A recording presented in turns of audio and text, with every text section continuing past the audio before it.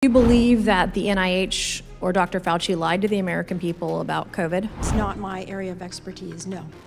What is your area of expertise? And you're here for what reason? They all survive? We have no idea. This has stuck with me ever since I wrote that book. Gentlemen, how many people do you think died through the MKUltra program? Is this a massive cover-up by the U.S. government?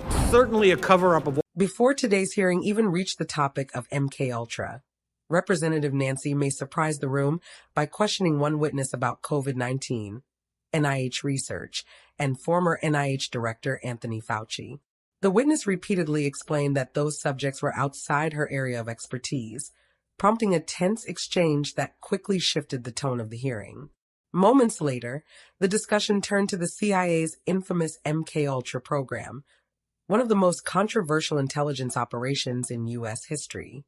While much of the program has been documented through declassified records, many questions remain unanswered because numerous files were destroyed decades ago.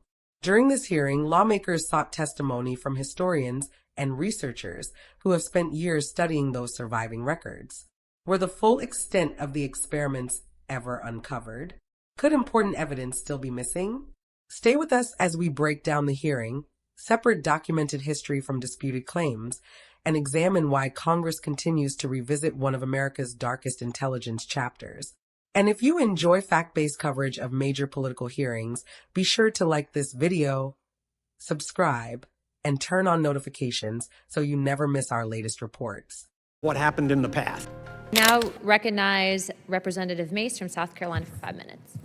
Thank you so much. Dr. Janexi, you work with the NIH, correct? No, I am no longer affiliated with the NIH. When did you leave the NIH? April of last year.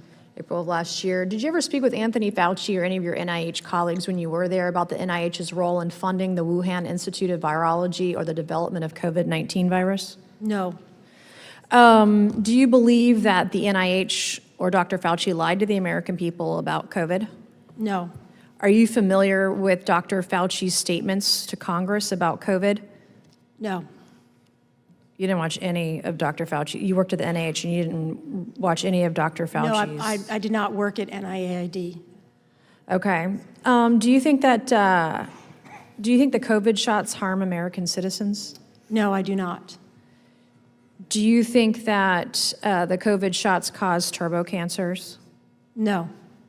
Have you read any, do you know if the NIH or NIAID track COVID shot injuries or cancers or anything harmful from them?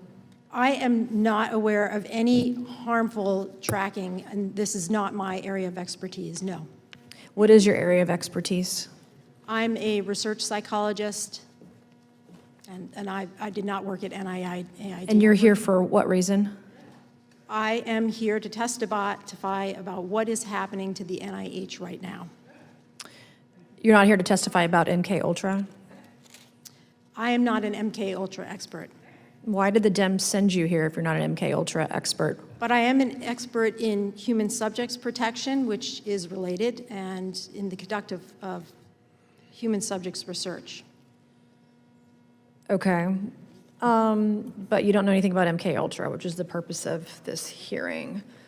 All right, so I have a couple questions for our witnesses who are here to talk about MKUltra, and thank you, gentlemen, Dr. Kinzer and Mr. O'Neill. What are some of the worst abuses that you're aware of in the MKUltra program? I can start by just naming, I'll talk about one in particular that always sticks in my mind. In the federal prison in Lexington, Kentucky, a group of African-American inmates was segregated and fed what were described in the protocol as double, triple, and quadruple doses of LSD every day for 77 days. Did they all survive? We have no idea what happened to them. This has stuck with me ever since I wrote that book. What happened to them? Did they ever find out what was given to them? Did they think they were going crazy? Did they? I think if the. Do you think we're still experimenting on prisoners or people in prison today? I don't have any information about that. Okay. I'm hoping there'll be another book about Mr. what's O'Neill, happening now. what are some of the worst abuses in MKUltra? There were many. The Frank Olson case, which was referenced earlier, that was a murder. I don't believe that was a suicide. And the motivation was because he was going to be a whistleblower. He worked at the CIA, he worked in the development of biological weapons, and he was planning to go public and announce that the United States government was using biological weapons in the Korean War. And also, he was going to share what he knew about MKUltra experiments, including lethal experiments. And there's a documented case. How many, gentlemen, how many people do you think died through the MKUltra program or were murdered? No idea. If those who died largely were outside the United States, many people were experimented to death in that safe house in Germany that I visited, and people in the neighborhood told me they knew what was going on in that house, and that people who were experimented to death are now buried in what used to be forest plots that are now covered over Do you with think the German apartments. government knew what the U.S. government was doing? Do you think there was a partnership there or knowledge? Yes. There is a memo that was written by the German Secret Service to Konrad Adenauer, the Chancellor of Germany, telling him Americans are here capturing citizens, capturing people and conducting extreme experiments which are in violation of German law. And Adenauer decided to put that aside and not to I investigate have one more further. question because I have 15 seconds. Is this a massive cover-up by the U.S. government? It's certainly a cover-up of what happened in the past. Mr. O'Neill? Oh, absolutely, yes. Thank you, and I yield back. Thank you, Representative Mace. Acknowledge Ms. Boebert for the next round of questioning. Thank you, Mr. Chairman, and thank you to two of our witnesses who are here to actually talk on our subject here today. Mr. Kinzer, in your book, Poisoner in Chief, you describe how Project MKUltra was authorized by CIA Director Allen Dulles in April of 1953 as an umbrella program for research into the covert use of biological and chemical materials for mind control and interrogation. What specific geopolitical and intelligence concerns, particularly regarding alleged Soviet and Chinese, quote, brainwashing and Korean War prisoners, drove this authorization? And how did Cindy Gottlieb's unique background and personality and worldwide view shape the program's direction and methods and ethical boundaries? Let me start by answering your second question about Gottlieb. He was a very different person from all of the other senior CIA officers of that era. Most of them came from silver spoon backgrounds. They went to the same prep schools and the same Ivy League colleges and belonged to the same yacht clubs and worked for the same law firms and international banks. Sidney Gottlieb was the son of Orthodox Jewish refugees from Central Europe. He had a limp. He had a stutter. He went to Hebrew school. He was so different from all of the other officers. And upon reflection, I think this may not have been an accident. I think that people at the CIA understood that whoever had this job was going to be doing some awful, terrible things that would be very bloody, that they might become known, and it might be necessary to blame it all on somebody. And they didn't want to have to blame it all on one of their own. So Gottlieb actually became the person on whom everything was blamed.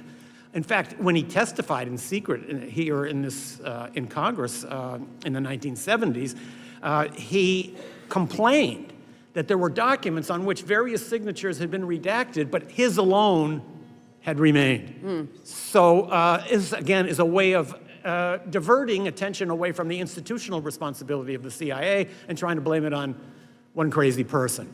As for the international situation at the time, I think it's very important to understand this because there is a sort of a parallel to today. The CIA misinterpreted several key incidents in the world, including those to which you referred, the trial of the Cardinal Mindszenty, and then in Hungary, and then the return of Korean War prisoners. Neither of those episodes really had to do with mind control, but in the CIA, they were interpreted that way. And this gave the CIA a reason to pretend that its research was purely defensive. So I think when you consider the world situation and the sense in Washington that we're surrounded by enemies, that becomes a very dangerous environment. Conspiracy theories stem from the growth of the covert sphere. There's a great contradiction in American life that we pretend to uphold certain principles at home and abroad, but it's evident to many Americans that we actually operate in opposition to those principles. And we operate by secret and anti-democratic means. That contributes to suspicion of government. And the very existence of MKUltra proves that some of the wildest fantasies about secret government research are actually close to reality. One of the most revealing moments of the hearing came from the contrast between the questions being asked and the witnesses' expertise. The former NIH researcher repeatedly explained that her background was in research psychology and human subject protections, not COVID policy, the National Institute of Allergy and Infectious Diseases, or MKUltra itself. Representative Nancy Mace challenged why she had been called to testify if she could not address the hearing's central subject, creating one of the day's most tense exchanges. The hearing then shifted to historians and researchers who have spent years studying the MKUltra program through declassified records. Their testimony revisited documented human experiments, the use of LSD in research, and the long-debated death of CIA scientist Frank Olson. At the same time, some claims raised during the hearing remain disputed or have not been independently verified, highlighting the importance of distinguishing documented history from ongoing allegations. A recurring theme throughout the hearing was transparency. Witnesses argued that the destruction of many CIA records decades ago left significant gaps in the historical record, making it difficult to determine the full scope of the program. Do you believe enough has been uncovered about MKUltra? Or should Congress continue pushing for additional disclosures? Let us know your thoughts in the comments below. As the hearing came to a close, one message stood out clearly. Despite decades of investigations, the legacy of MKUltra continues to raise difficult questions about government accountability, ethics, and transparency. Representative Nancy Mace repeatedly pressed witnesses on whether the American public has been told the full story, while historians pointed to the destruction of thousands of CIA documents as one reason many questions may never be fully answered. Although official investigations have confirmed that unethical human experimentation occurred under the MKUltra program, many of the broader allegations discussed during today's hearing remain matters of historical debate. That makes hearings like this important, not because they settle every question, but because they encourage continued examination of government actions and remind us why oversight remains essential in a democratic society. Whether you agree with the witnesses' conclusions or believe previous investigations have already uncovered the most important facts, today's testimony demonstrates that the conversation surrounding MKUltra is far from over. Now we'd like to hear from you. Do you think Congress should continue investigating historical intelligence programs and release additional classified records whenever possible? Share your opinion in the comments below. If you enjoyed this fact-based breakdown of today's hearing, don't forget to like this video, subscribe to the channel, and turn on notifications so you never miss our coverage of congressional hearings, major political developments, and in-depth news analysis. Thanks for watching, and we'll see you in the next report.